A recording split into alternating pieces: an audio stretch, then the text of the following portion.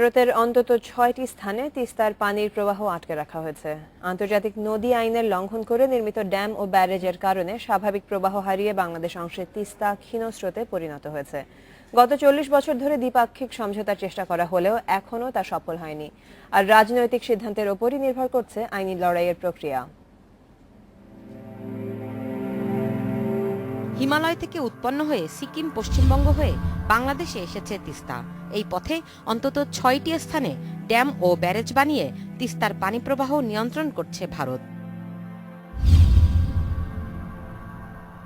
Satellite ইমেজে দেখা যায় চংথং নামে স্থানে ড্যাম দিয়ে সুড়ঙ্গ পথে সরিয়ে নেওয়া হচ্ছে তিস্তার পানি। এরপর তিনটেক এলাকায় তিস্তার পানি আটকে নির্মাণ করা হয়েছে বিদ্যুৎ কেন্দ্র। আরও পরে শেরওয়ানি, রাইয়াং এবং কালীছড়া এই ৩ এলাকায় নির্মাণ করা হয়েছে আরও ৩টি বিদ্যুৎ কেন্দ্র। সর্বশেষ বাংলাদেশ সীমান্তের কাছে গজলডোবায় ব্যারেজ বানিয়ে তিস্তার পানি আটকে রাখা হয়েছে। পাশের একটি খাল দিয়ে সেই পানি প্রত্যাহার করে নেওয়া হচ্ছে ভারতের মহানন্দা নদীতে। স্বাভাবিক রাখছে তাদের সেচ ও চাষাবাদ। আর পানির অভাবে বাংলাদেশ অংশে তিস্তা ধুধু মরুভূমি। পানির জন্য সেখানকার মানুষের হাহাকার। তিস্তার মতো আন্তর্জাতিক কোনো নদীর পানির প্রবাহ এভাবে বন্ধ করে দেয়া আন্তর্জাতিক নদী আইনের লঙ্ঘন।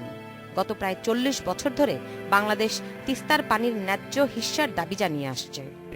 পার্শ্ববর্তী একটি বন্ধু বা ভাতৃপ্রতিম রাষ্ট্র সাথে এই বিষয়গুলি আলোচনার মাধ্যমে সুরাহা হওয়াটাই শ্রেয়। কিন্তু আমরা অবশ্যই বাংলাদেশের অধিকার আদায়ের ক্ষেত্রে আমাদের প্রয়োজন হলে will have to go all the way. আন্তর্জাতিক সমুদ্র সীমার ক্ষেত্রে আমরা যখন পারিনি দেশগুলির সাথে আলাপ আলোচনা করে এগিয়ে নিতে, তখন আমরা যেতে বাধ্য হয়েছিলাম। আমি কোনো কিছুকেই অমূলক বলবো না। প্রয়োজনে আইনি ব্যবস্থার কথা বলা হলেও দ্বিপাক্ষিক সমঝোতাকেই প্রাধান্য দিচ্ছে সরকার।